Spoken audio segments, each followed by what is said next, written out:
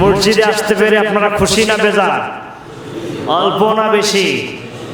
অবশ্যই বেশি খুশি হতে হবে, কারণ এই মসজিদে আসলে প্রশান্তি লাগে, অন্তরাত্মা প্রশান্তি পায়।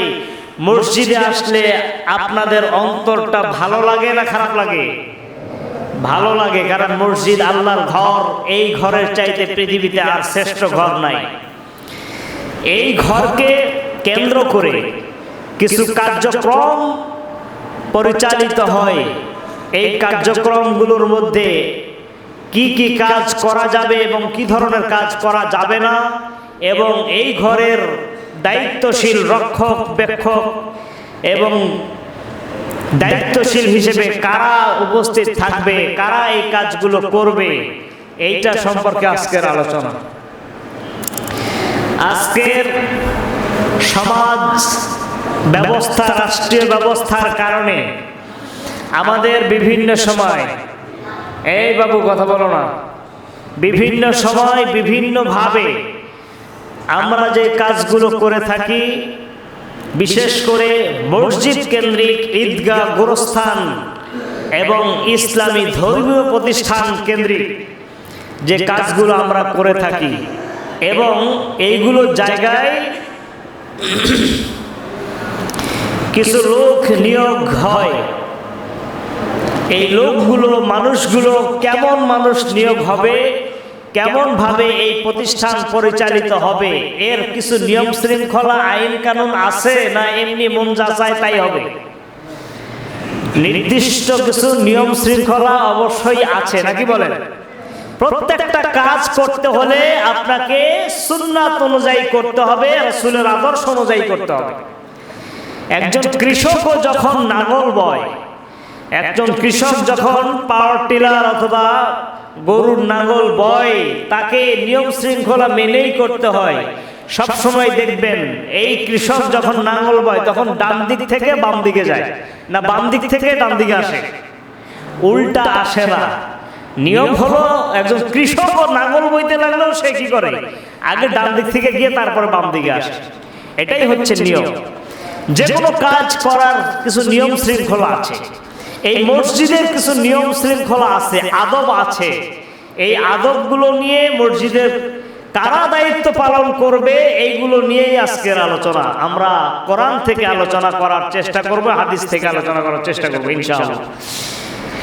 আল্লাহ পাক রব্বুল আলামিন সূরা তাওবার 18 নম্বর আয়াতে বললেন, এই মসজিদকে আবাদ করবে, মসজিদের দায়িত্ব পালন করবে কোন শ্রেণীর মানুষগুলো, সেই সম্পর্কে তাদের কোয়ালিটি কি হবে। আমার মনে চাইল আমি সভাপতি, সেক্রেটারি, পদাধিকার বলে হয়ে গেলাম না। আল্লাহ রাব্বুল আলামিন কোয়ালিটি বলে দিলেন। এই কোয়ালিটি যদি এই মানুষগুলোর মধ্যে থাকে, তাহলে তারাই হবে এই মসজিদের জিম্মাদার। এই মসজিদকে রক্ষণাবেক্ষণ করার জন্য মসজিদ কমিটি হবে, মসজিদের দায়িত্বে হবে, মসজিদের রাহবার হবে কারা? আল্লাহ বলছেন, ইন্নামা ইয়া'মুরু মাসাজিদাল্লাহি মান আমানা বিল্লাহি ওয়াল ইয়াউমিল আখির ওয়া আকামাস সালাতা ওয়া আতাজ যাকাতা ওয়া লাম ইয়াখশা ইল্লাল্লাহ ফাআসা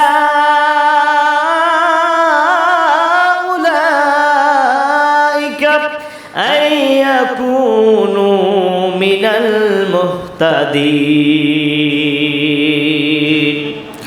আল্লাহ পাক রব্বুল আলামিন ঘোষণা দিলেন, ইন্নামা ইয়া'মুরু মাসাজিদাল্লাহ, একমাত্র তারাই আল্লাহর মসজিদ সমূহকে রক্ষণাবেক্ষণ করবে।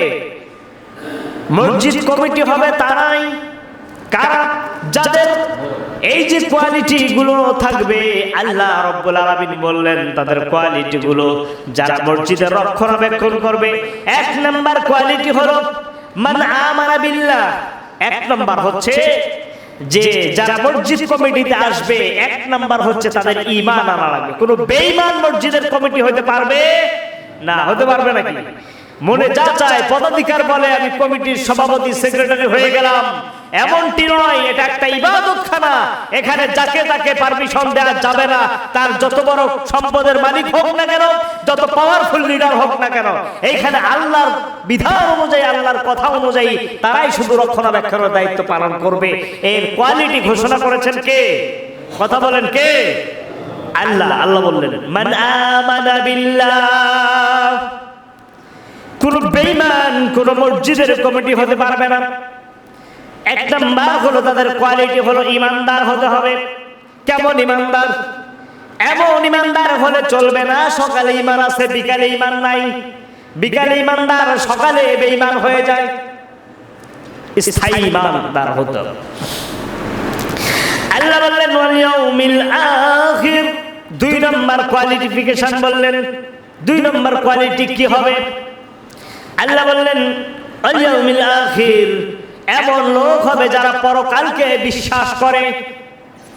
পরকালে বিশ্বাস করে না এমন লোক মসজিদের কমিটি হতে পারবে না, সে যত বড় হোক, বাহাদুর হোক না কেন। এটা আল্লাহ পাকের ঘোষণা। 2 নম্বর হলো ইমানদার সে হবে যেই লোকটা আখিরাতকে বিশ্বাস করবে। আর যদি কোনো লোক আখিরাতকে বিশ্বাস না করে তাহলে সে ইমানদার হতে পারবে?